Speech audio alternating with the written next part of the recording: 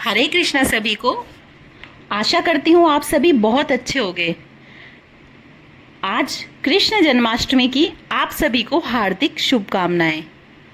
दोस्तों, कहा जाता है कि कृष्ण जन्माष्टमी के अवसर पर कृष्ण जन्म कथा अवश्य सुननी चाहिए।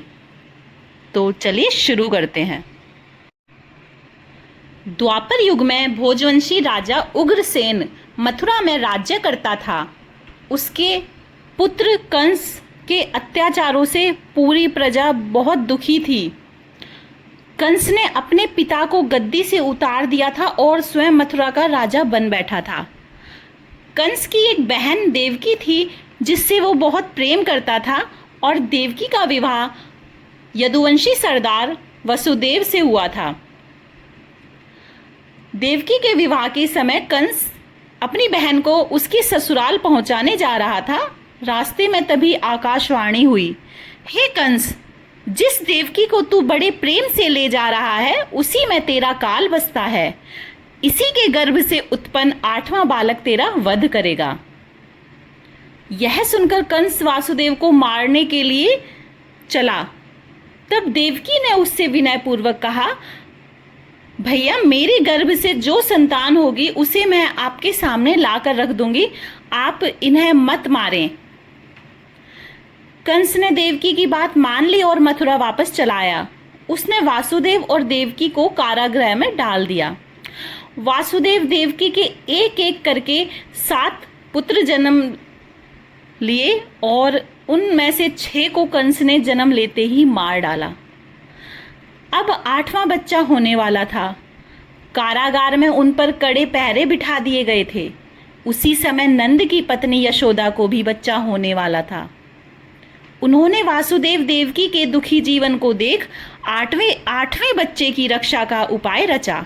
जिस समय वासुदेव देवकी को पुत्र पैदा हुआ उसी समय संयोग से यशोदा के गर्भ से एक कन्या का जन्म हुआ, जो और कुछ नहीं सिर्फ माया थी। जिस कोठरी में देवकी वासुदेव कैद थे उसमें अचानक प्रकाश हुआ और उनके सामने शंख चक्र गदा पद्म धारण किए चतुर्भुज भगवान प्रकट हुए। दोनों भगवान के चरणों में गिर पड़े। तब भगवान ने कहा, अब मैं नवजात शिशु का रूप धारण कर लेता हूँ।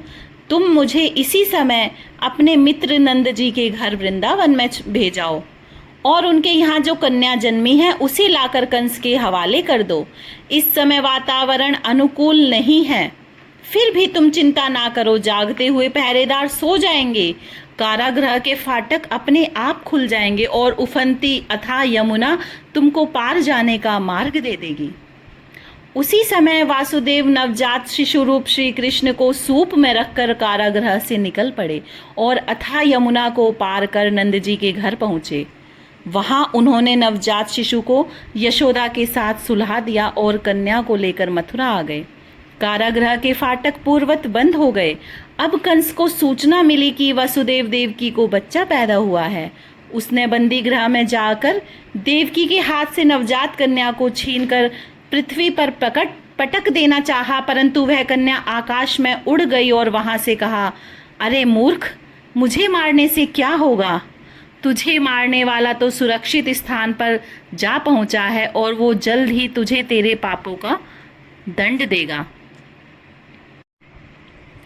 इस प्रकार भाद्रपद कृष्ण अष्टमी तिथि की घनघोर अंधेरी रात को रोहिणी नक्षत्र में मथुरा के कारागार में वासुदेव की पत्नी देवकी के गर्भ से भगवान श्री कृष्ण का जन्म हुआ और इसी तिथि को हम कृष्ण जन्माष्टमी के रूप में पूरे सभी जगह पर बड़ी धूमधाम से मनाते हैं। भगवान श्री कृष्ण आप सभी को कुशल मंगल रखे। राधे राधे।